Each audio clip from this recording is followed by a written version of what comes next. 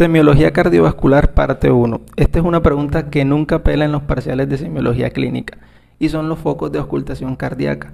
Cada punto en la imagen representa un foco auscultatorio diferente. El punto rojo representa el foco aórtico que se encuentra a nivel del segundo espacio intercostal derecho con línea external y paraesternal derecha.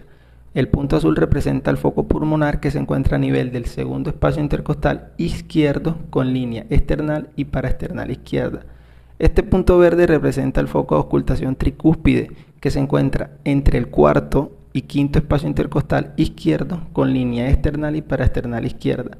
El punto amarillo representa el foco de auscultación mitral que se encuentra a nivel del quinto espacio intercostal izquierdo con línea medio clavicular izquierda. Existe otro foco de auscultación que es el foco accesorio que se encuentra aquí en este punto a nivel del tercer espacio intercostal izquierdo con línea external